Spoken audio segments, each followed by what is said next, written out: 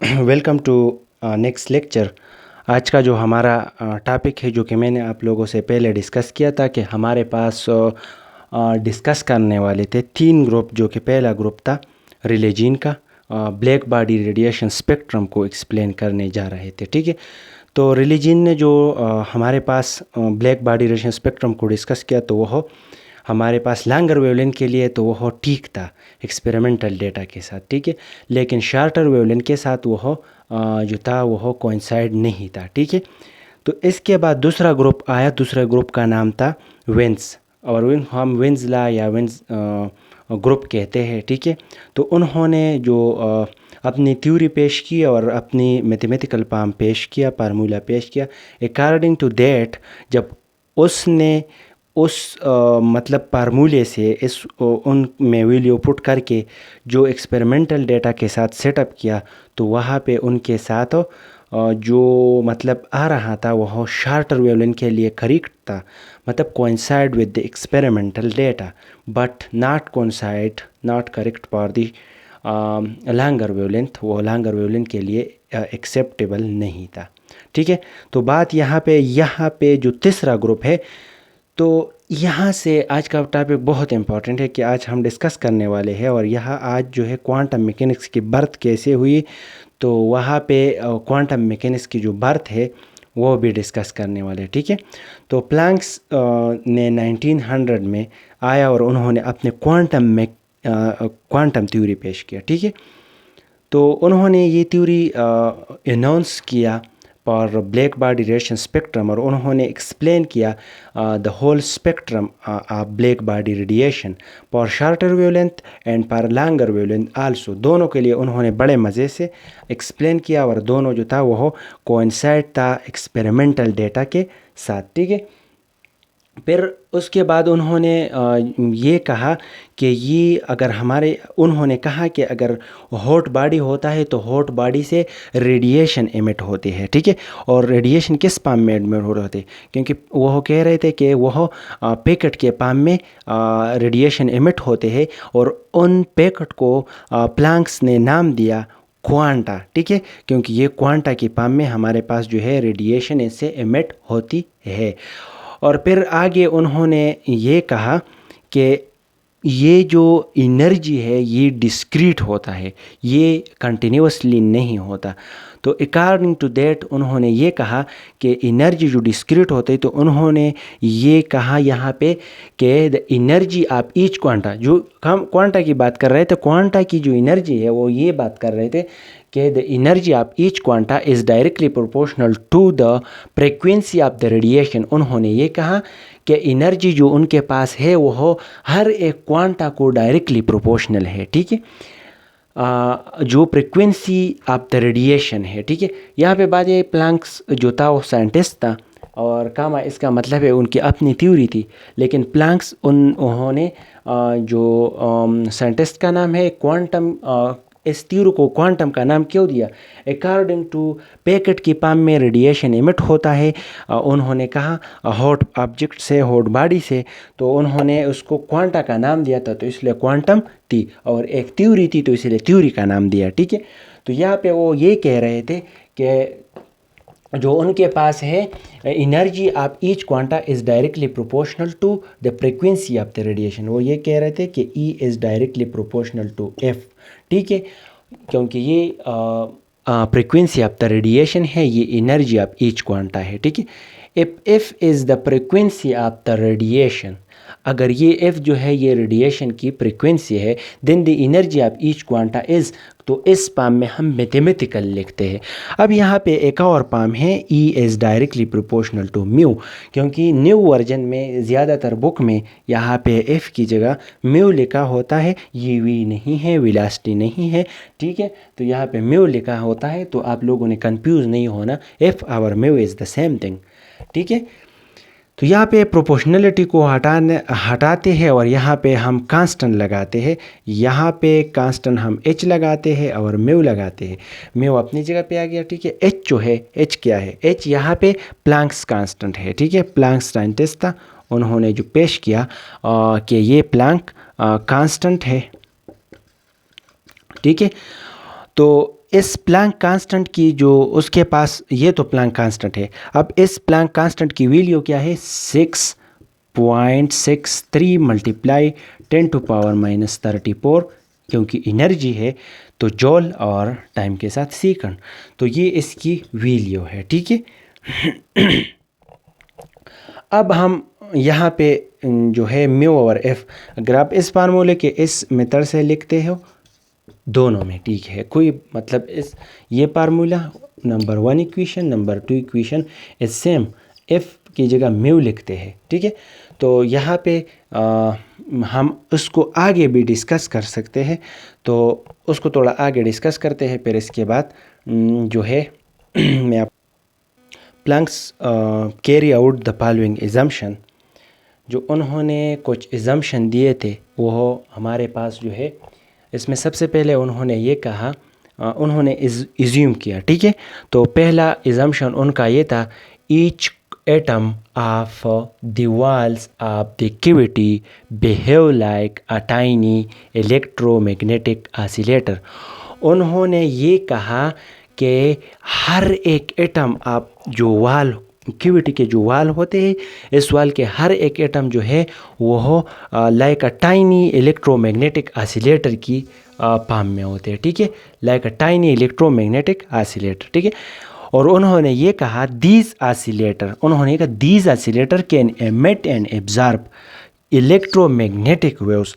उन्होंने ये कहा कि ये ऑसिलेटर जो है ये इलेक्ट्रोमैग्नेटिक वेव्स को एब्जॉर्ब या एमिट करते हैं। ठीक है।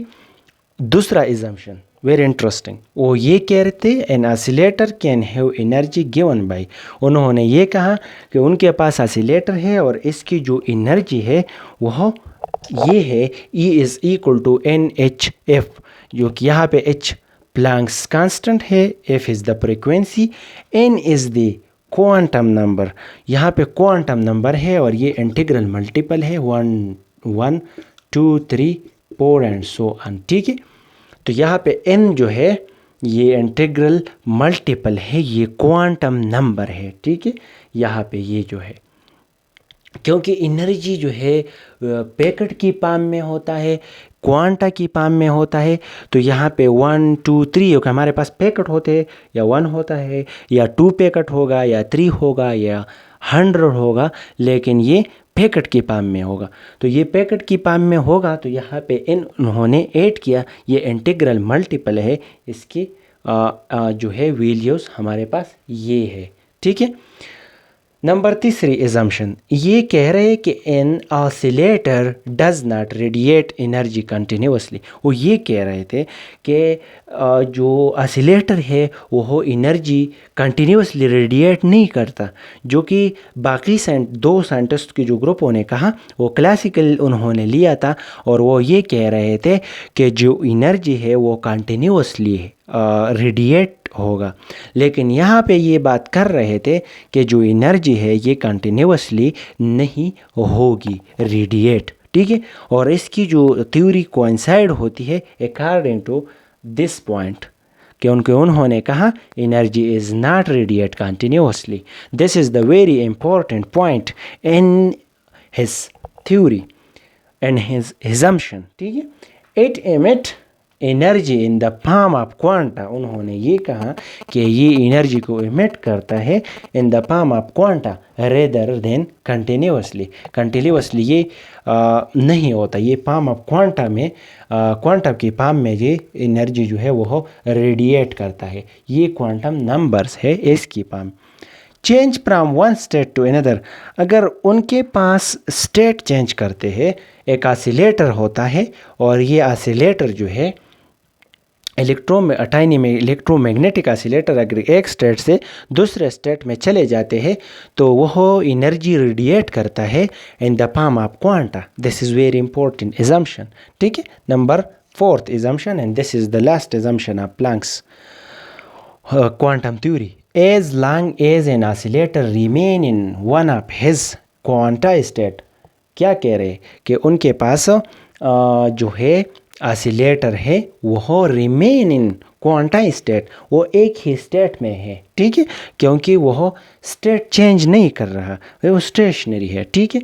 तो क्या कह रहे हैं, इट्स एनर्जी रिमेन्स कांस्टेंट, इसकी जो एनर्जी है वह क्या है, वह रिमेन कांस्टेंट है, ठीक है, क्योंकि वह स्टेट चेंज नहीं करता।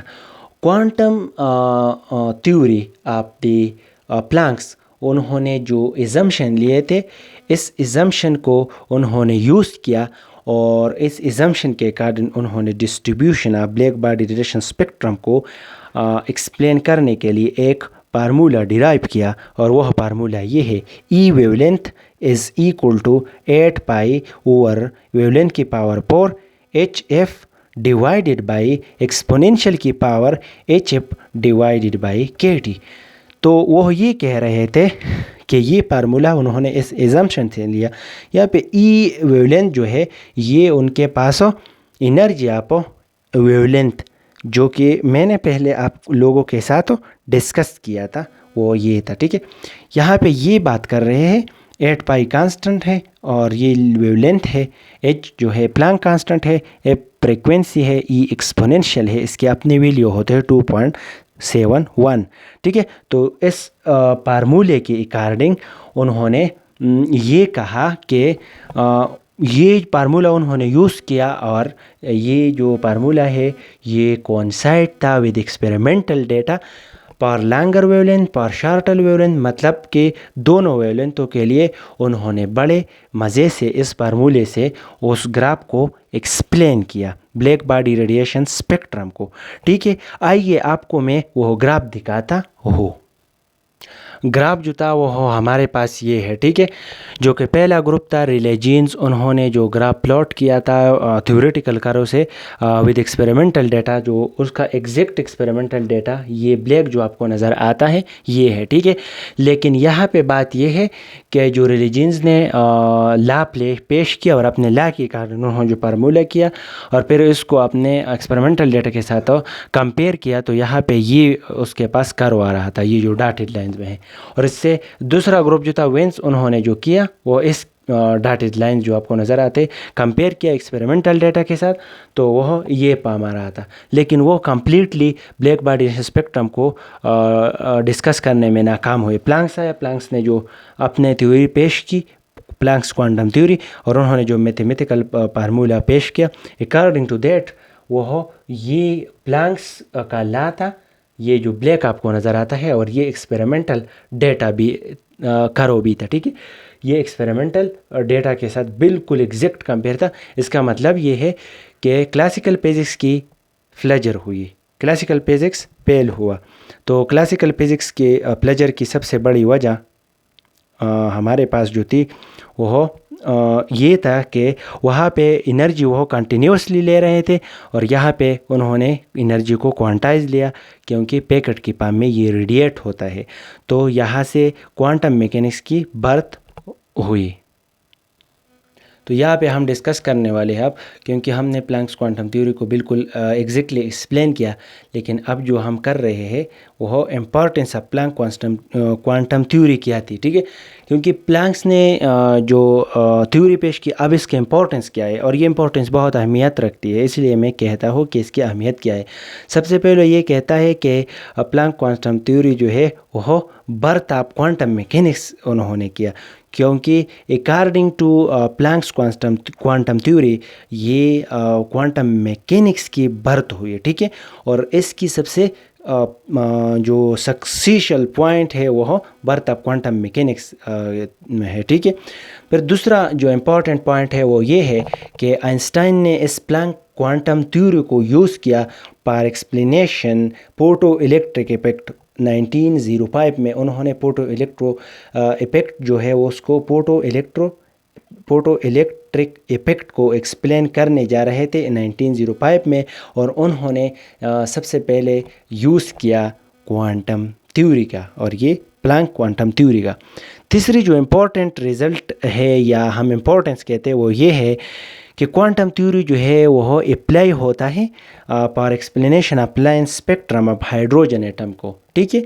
और नंबर चौथी जो है बहुत इम्पोर्टेंट पॉइंट है वो ये है कि क्वांटम थ्योरी जो है वो एक्सप्लेन करता है क्वांटम स्कैटरिंग आप एक्सरे की जो क्वांटम स्कैटरिंग होती है वो कैसे होती है। तो उन्होंने भी क्वांटम थ्योरी को यूज़ करके वह उन्होंने एक्सप्लेन किया।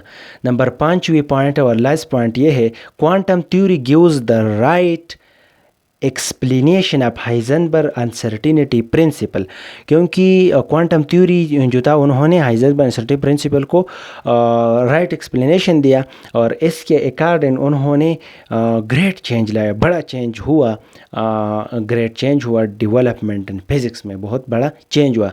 तो according to these things in 1918 Max Planck's को अवार्ड दिया गया नोबेल प्राइज़ का कि उन्होंने फिज़िक्स में जो है क्वांटम कॉन्सेप्ट का इंट्रोडक्शन किया और उन्होंने एक्सप्लेन किया ब्लैक बॉडी रेडिएशन स्पेक्ट्रम को बड़े एग्जैक्ट तरीके से। और ये था प्लैंक्स क्वांटम थ्योरी का इम्पोर्टेंट पॉइंट्स और आप लोगों ने याद रखना, क्योंकि मैं आप लोगों से एक बात और कह रहा था, वो बात ये थी कि प्लैंक्स क्वांटम थ्योरी की अहमियत क्या है। तो अहमियत में सबसे पहली जो बात है वो आप लोगों ने जहन में रखनी है कि अकॉर्डिंग टू और या प्लैंक क्वांटम थ्योरी की वजह से क्वांटम मैकेनिक्स की बर्थ हुई। और ये बड़े मज़े की बात है, प्लैंक क्वांटम जो है उन्होंने प्लैंक जो क्वांटम कॉन्सेप्ट है उसका इंट्रोडक्शन किया और 1918 में उसको नोबेल प्राइज़ दिया गया, क्योंकि उन्होंने फिज़िक्स में बहुत बड़ा चेंज लाया और इस चेंज के